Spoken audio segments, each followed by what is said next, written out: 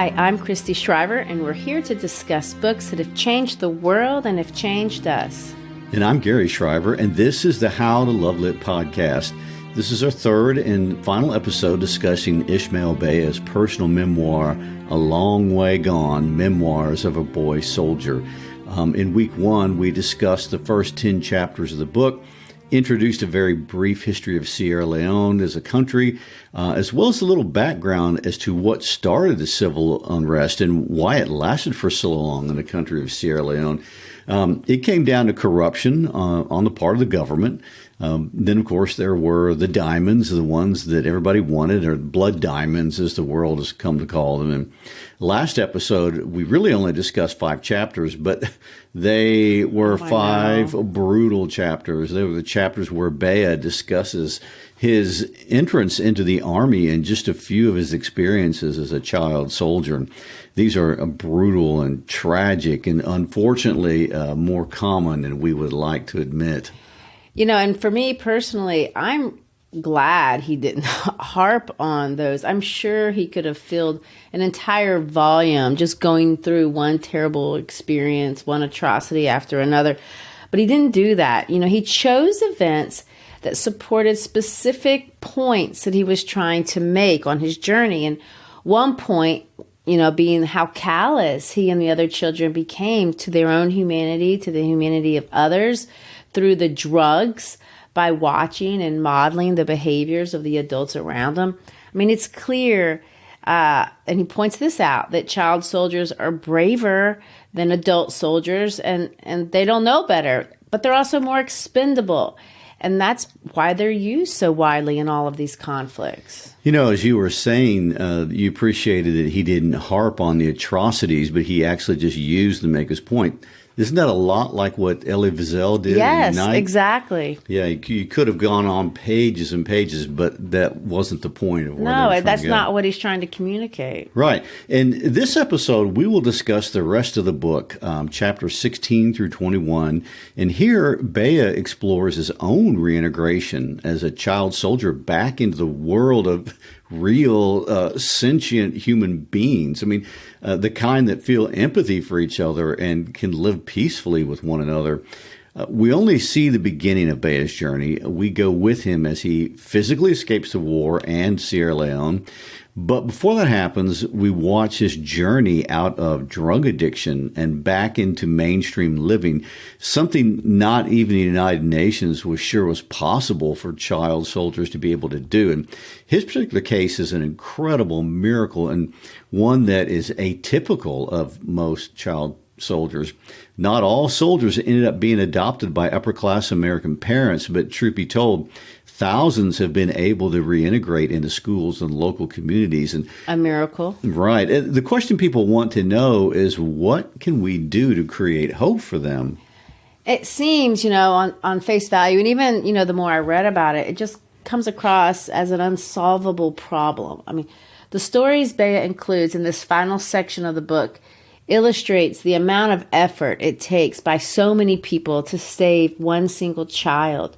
I mean, the Ismael Beah who arrives at the Benning house is not the sweet Ismael Beah that we see smiling to us if you watch a YouTube video of him today talking to interviewers. The Beah that emerged from the interior of that war zone is one of the many dangerous. I mean, he was a deadly young man and he killed thoughtlessly. He would wake up with migraines in the middle of the night with memories. I mean, he recounts this of the time that he first slit somebody's throat. And all of this is juxtaposed, you know, with a certain childlike innocence. Because you see also the innocence of children who get excited about Walkman and they love drinking Coca-Cola and they can still make friends and they play volleyball.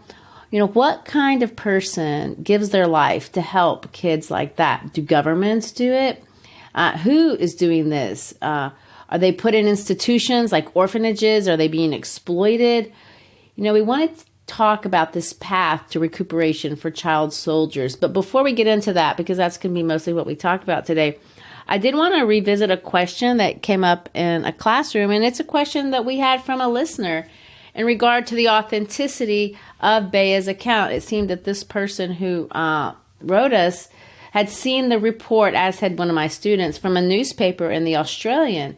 There was an investigator who went to Matradjong, and he wanted to talk to the people in the town where Beah was from. And according to the research in the Australian, Beah's timeline isn't right. The atrocities Beah describes, according to them, occurred in early 1995. Well, Beah's story starts in 1993. So there's this question, well, is this an accurate account?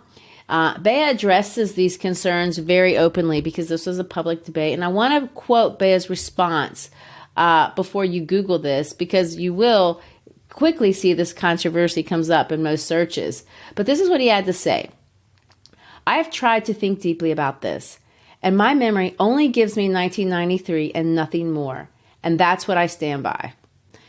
And so Beah just stands by his original dates. Beah's book was published in 2007. That's, a decade after the events he describes. But because of the Civil War, records at his school were destroyed. Copies of newspaper accounts, they've all been destroyed. I mean, there's no doubt that his family was murdered, and there's no doubt that he served in the armed forces, but it's the dates that have been called into question. It affects how long he actually spent as a soldier. If he was recruited in 95, he would only been a soldier for a few months, whereas the way he tells the story, it was closer to 2 years. Let me speak to this from an historical perspective. Historians have dealt with firsthand narratives in other situations, and memoirs, by definition, are a famously imperfect record of history in one sense. It's a lot like self-reporting in psychological studies.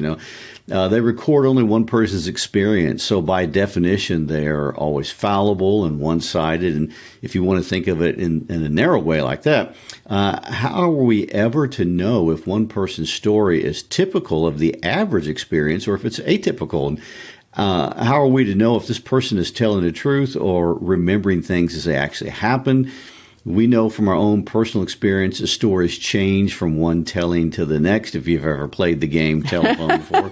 Oh, yeah. So in that sense, they're always imperfect. However, in another sense, personal memories are really the only true history that we have. And what is history if not the stories that form our human experience? And our collective recollection, as in a textbook, is still a recollection. And the best of all memoirs are only as reliable as memories itself, which is, by definition, is flawed and not accurate. So for me, the discrepancies brought up by the Australian, although worth mentioning, are not a problem that challenges the authenticity of the work. I mean, another point to make is that no claim Beah makes conflicts with testimony that the world has heard from other child soldiers. His story is not atypical in any way. And if he were an anomaly and this were something that has never happened to anyone else in the world, then maybe we might want to challenge it, but it's not. And it certainly is hard to believe at points as we think of the utter inhumanity of what you're reading. But unfortunately, he is one of many, and his story is a well-written account of something that we know is far too common. Well, let me add this. In that same interview that I referenced, he pointed out, and I find this interesting, that he did not do any research for this book, that he didn't want to. He let other people chronicle the events of the nation, and he didn't obviously keep a diary during his days as a soldier. He didn't write anything down about what happened to him until after he left Sierra Leone, which, the longer I've thought about it, that would make sense. So his book, by his own admission, is not a collection of statistical human data. He didn't do interviews from the people from his past. He didn't, clip journals and think about or read about the events that he was privy to. That's not the purpose of this. This is his personal story, and he doesn't run from that. But he doesn't second guess it either, and I think that's important. He knows what he knows, and he wants to be true to that. An interview from some of the people from his third section would be something I would be interested in reading. Oh, me too. There are many human aid workers who really deserve a lot of credit for the mostly anonymous and difficult work that they're involved in during and after these kind of civil unrests, and not just in Sierra Leone. And I was glad to see we got a little glimpse into what this kind of work looks like. I mean, to say it's not easy is an understatement. Oh, I know. When chapter 16 introduces the few heroes that he does list by name, we see, many of them have selflessly devoted themselves to children who were recovered with Beah there in Sierra Leone. And the first thing we see is that these ex-combatants, they've been fighting. Some of them have been fighting for the rebels. Others, like Beah, had been fighting in the army. So when they're together in this same facility, obviously what's going to happen. Chaos and total danger. It's a dangerous place to be. It's such a difficult problem to solve. I mean, for one reason, the problem did not start when these children joined the army. And we saw this in Beah's stories. These children were alienated already from their communities of origin before they were exposed to the violence of war. Their gun gave them a sense of power. And as we see in Beah's case, that could be taken away at any moment. And that's not even the hard part. How does the world wean child combatants off of the violence and away from the various fighting forces is difficult and prolonged, especially when their gun is their only friend and the only caretaker they have. In most cases, you can't just send the rescued children back to where they came from. There's no home to send them to, and there's no family. And even if they are sent back to their communities, which this has been tried many times, what human aid workers found is that the survivors from these communities don't want them. In many cases, especially in the cases of the children who fought for the RUF, these children were responsible for the murder of their friends and neighbors. And who wants to adopt a child like this? And who wants to forgive a child like this? And who can live without fear, even if they decided to accept them, that one day they won't just snap? And, girls especially have a very difficult, challenging reintegration into community no matter where they go. They have a problem the boys don't have. They're considered spoiled goods because of the sexual trauma that they had lived through. And they've been raped and perhaps made a child bride to one or more adult soldiers. And no one in the original community wants to marry them after they've all suffered.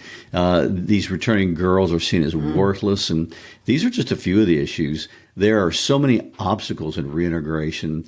Although many ex-child combatants want an education and to live a positive and productive life, it takes so many community resources, as well as a lot of internal resilience to make such a transition even remotely possible for these children. It does not always happen, but sometimes it does, and that's what we see here. And non-governmental agencies of all kinds, UNICEF or other government-sponsored agencies, and religious organizations play very important roles. These organizations work together to create processes known as DDR, which stands for disarmament, demobilization, and reintegration. Well, Beah was disarmed by his own military group, but now he's moved on to these more difficult phases, demobilization, as they say. As a child in the book, Beah calls these humanitarian workers civilians, because he's not. And that's an insult. Yes, he's hostile to them. In fact, he physically hurts them when he can. And what's amazing to read, and I just don't even know how they do this, they don't retaliate. To the contrary, they affirm him over and over again with this phrase, "It's not your fault." They become surrogate caregivers. They work to build trust between themselves and the children. Beah highlights two people who played important roles in his life, Esther and a man named Leslie. Esther's a nurse, and Leslie works for this Catholic charity known as CAW. One interesting story technique I really enjoy that Beah uses, by the way, as he walks us through his journey, as he really presents the perspective that he's mostly confused about what's going on. Yeah. And a lot of times he expresses that he doesn't even care what's going on. We see this process, somewhat from the inside. Yes, but it's important for us to appreciate that there is a process. there is a commitment on the part of many people to make a difference. And of course, not all child soldiers get rescued, but some do. And in places like Sierra Leone or in other war zones, if possible, NGOs, non-governmental organizations, those are things like charities and religious groups or other nonprofit organizations. They work with governmental agencies and, if possible, create something they call ICCs or interim care centers. They try to be there for ex-combatants in these phases of transitions, and we are watching them in action in the middle of the story. They help get child soldiers back in school. They trace family members. They get them appropriate medical treatment. And we see Beah needing every bit of all of this. And we've used the word a lot, but I want to talk about one organization Beah references more than once because it's an important one. That's UNICEF. UNICEF is an agency of the United Nations, and it works with all of these different groups. And UNICEF suggests now that each combatant needs anywhere from 3 to 5 years of support at some level to fully reintegrate in a positive way. And ICCs are the first step. And Beah stays at the Benin house for 8 months before he is reintegrated with a family member back into society. And one positive thing we can say about the work many organizations in Sierra Leone have done is that there has been a relatively high success rate in finding family members for former soldiers to return to. The RUF in particular really sought to instill in the children the idea that they could never go back home, even if they wanted to, that they would be killed if they did. However, ex-combatants who have gone through ICCs, they really do have a high rate of return. I mean, it's not 100%, but in some cases, they are right, and a family rejects their child. And we saw that in the story. You know, one of Beah's friends, Mambu, his family refused to take him in. And so we see the choice he made. He just got his gun and went back to the front lines.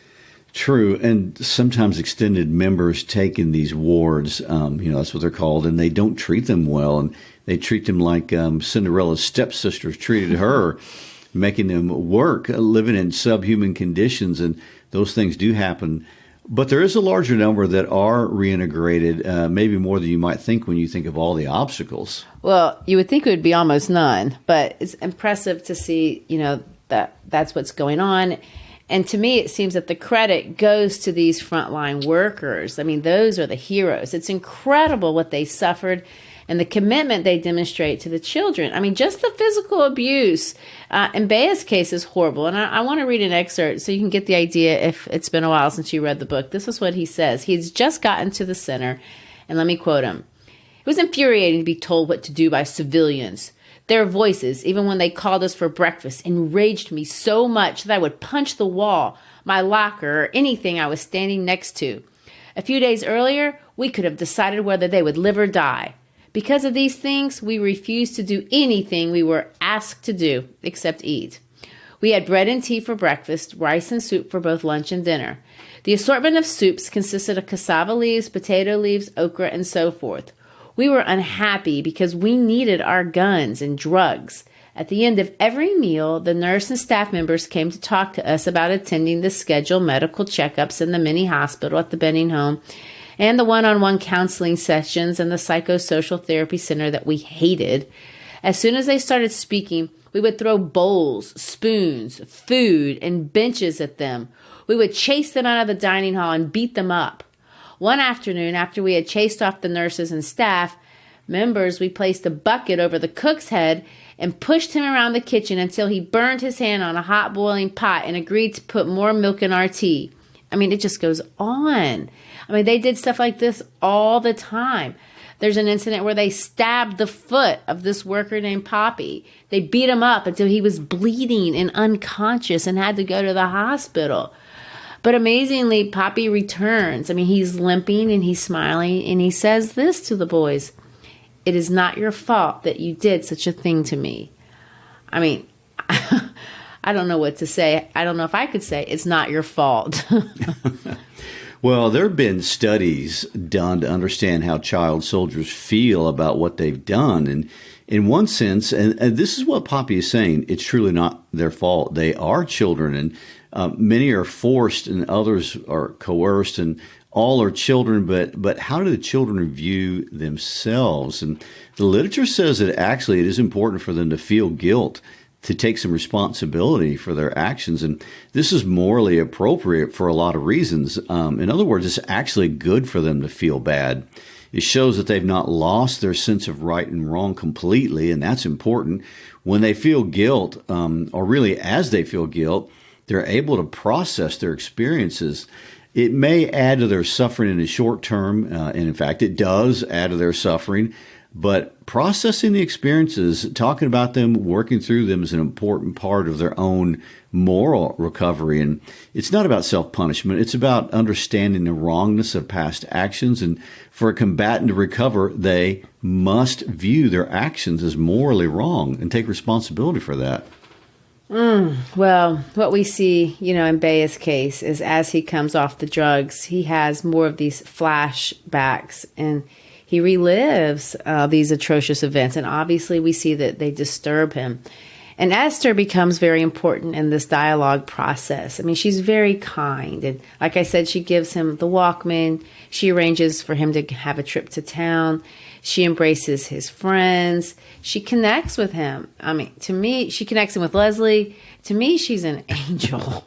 Yes, and I think we cannot overstate how invaluable her contribution was to his recuperation. And remember, he recalls waking up one night only to remember slitting someone's throat for the first time. I mean, those are real traumatic memories. So the struggle, if you are a Beah or any ex-combatant, is to understand whether you are a good person or an evil person. And Esther is this person who enters your life and affirms that you are a good person, that although you did bad things, they're not all your fault. There is redemption in some of this. And Esther is allowing Beah to acknowledge his guilt, his own moral agency, but also acknowledging and accepting the complexity of his experience. And, in this, we watch him find healing and even a family. And Leslie finds a family member, an uncle, his father's brother, and furthermore, the uncle is willing to take him home.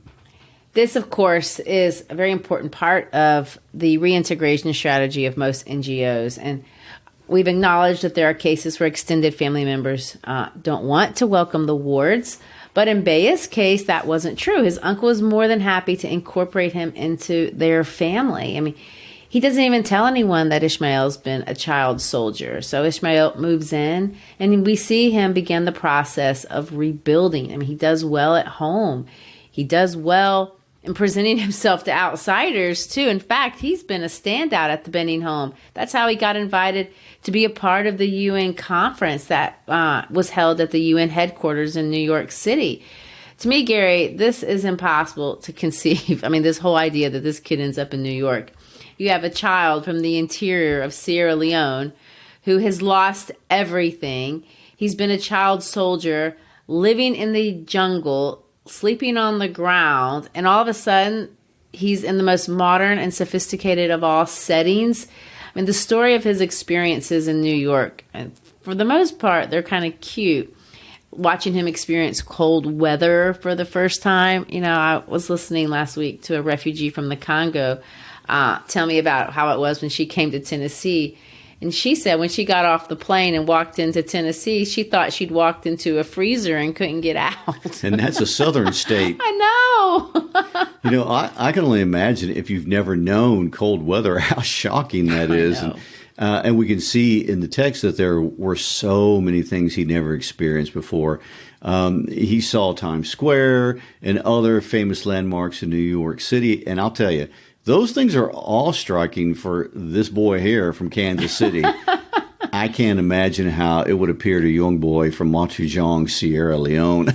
I know, but beyond the culture shock of just these two parallel universes that have been existing side by side, Beah manages to impress the delegates of the United Nations. Gary, not everyone may know or understand the role of the United Nations in the world today, but it's a big deal that Beah got invited to speak at the UN well, it's a big deal that he got invited to go, much less speak. So tell us, what is the United Nations? Why is that a big deal? Sure. The United Nations is an international organization that was formed after World War II. And after 2 world wars, the consensus of many nations was that it would be a good idea to have a place where the world could come together, discuss problems, and try to find solutions, hopefully avoiding another world war. Currently, there are 193 nations as members, and the UN, which is short for United Nations, is headquartered in New York in the United States. It has various bodies. There's the General Assembly, the Security Council, the Economic and Social Council, the Trusteeship Council, the International Court of Justice, and the UN Secretariat. I think he spoke at the Economic and Social Council. Okay. UNICEF, which we've talked about and Beah discusses various times, is a program of the United Nations. And the mission of UNICEF is to save and defend the rights of children and help them fulfill their potential. And during Beah's 7 months of rehabilitation, a convoy of ambassadors from UNICEF and a few other organizations visited Benin House, and their purpose was to see if it was even possible for boy soldiers to be rehabilitated. People worried about what will happen when these children re-enter society, and of course it was through Beah's interaction with this group that he was asked to go to the UN. Beah's speeches, as well as his life experiences, are the argument that it is possible, maybe not in every case, but in many cases, it is possible to overcome the trauma of being a child soldier. And he is there to say that it is possible to regain one's humanity, even after the trauma of this kind of war. Incredibly, his words, not just in the speeches that he gave at the UN, but his words in the pages of this book convinced me personally that such a thing is possible. He illustrates his journey to recovery, and as we see this, we see his humanity coming back to him. One emotional passage that stands out to me is where he records saying goodbye to Esther. "I have to go," I said to everyone, my voice shaking. I extended my hand to Muhammad, but instead of shaking it, he leapt up and hugged me. Mambu embraced me while Muhammad was still holding me. He squeezed me hard, as if he knew it was goodbye forever. After I left the center, Mambu went back to the front lines because his family refused to take him in. At the end of the hug, Alhaji shook hands with me. We squeezed each other's hand and stared in each other's eyes, remembering all that we had been through. I tapped him on the shoulder and he smiled as he understood that I was saying we were going to be fine. I never saw him again since he continually moved from one foster home to another. At the end of our handshake, Alhaji stepped back, saluted me and whispered, "Goodbye, squad leader." I tapped him on the shoulder again. I couldn't salute him in return. Esther stepped forward, her eyes watery. She hugged me tighter than she ever had. I didn't return her hug very well as I was busy trying to hold back my tears. After she let go, she gave me a piece of paper. "This is my address. Come by any time," she said. Well, Beah's story is on track to be a happily ever after story, as is his speech at the UN Economic and Social Council. I think in the context of his experience and listening to this, it's interesting to hear what he said to the UN. I mean, what would you say? But these are his words. I begin by saying I am from Sierra Leone, and the problem that is affecting us children is the war that forces us to run away from our homes, lose our families, and aimlessly roam the forests. As a result, we get involved in the conflict as soldiers, carriers of loads, and in many other difficult tasks. All this is because of starvation, the loss of our families, and the need to feel safe and be part of something when all else has broken down. I joined the Army really because of the loss of my family and starvation. I wanted to avenge the deaths of my family. I also had to get some food to survive, and the only way to do that was to be part of the Army. It was not easy being a soldier, but we had just had to do it. I have been rehabilitated now, so don't be afraid of me. I'm not a child soldier anymore. I am a child. We are all brothers and sisters. What I have learned from my experience is that revenge is not good. I joined the Army to avenge the deaths of my family and to survive, but I've come to learn that if I'm going to take revenge, In that process, I will kill another person whose family will want revenge. Then revenge and revenge and revenge. It will never come to an end. I mean, to me, that's super insightful. We can't forget, also, I want to point out that it was here that he meets Laura, the woman who will one day adopt him. But at this point in his life, he doesn't know that he's going to need to be adopted. He has a family to return to. He has no way of knowing that the things he just described were about to happen to him again. National politics was going to intervene personally into his life. And on May 25th, 1997, Beah wakes up to the sound of gunshots. War was breaking out in Freetown. Garry, he didn't know, but we do, what was happening. All Beah knew that it was starting over again, and he one more time was going to have to run, or he would end up being recruited to fight. This was a choice that he did not want to make. Of course. So in 1996, a man by the name of Ahmed Tejan Kaba was elected president of Sierra Leone. And Kaba negotiated and signed a peace settlement with the RUF. However, in May, and really no one argues with Beah that these dates are exact, the RUF reneges on their side of the agreement and they invade Freetown. President Kaba is forced to flee, and Johnny Paul Koroma leads a group called the Armed Forces Revolutionary Council, which is supported by the RUF, and they take over to form a new government. This lasts until 1998 when President Kaba returns with forces from the Nigerian-dominated Economic Community of West Africa states. He takes over and is reestablished as president. Now, I could barely follow that. It just sounds like war, war, war, war. People one after the other. Yes, well, it is, and it's not over. In January of 1999, notice there's been a revolution now every year since 96. But in January of 99, the RUF attacked Freetown again, this time with a particularly brutal campaign they called Operation No Living Thing. Thousands of civilians were hacked to death, and in July of that year, a peace treaty was finally signed that did end the violence and brought UN peacekeeping forces to help maintain the peace. And a commission was also formed to document what happened. This treaty was called the Lome Peace Treaty, and President Kaba brought a 3-year-old amputee to the signing. Since then, the Truth and Reconciliation Commission has documented 40,242 counts of violations. Now, a violation could be anything that could include things like maiming people or rape or drugging people or forced labor or killing, things like that. There were 14,995 identified victims, 59% of which could be attributed to the RUF. But besides the ones that are documented, there's an estimation that there are over 100,000 non-documented amputations. And according to the BBC, likely 20,000 unaccounted for killings. The war shattered over 3,000 towns and villages and totally destroyed the country's infrastructure. The UN intervention from this treaty grew into a huge peacekeeping mission that's protected civilians and enforced the peace. Unfortunately, though, not in time for Ismael Beah and his friends. No.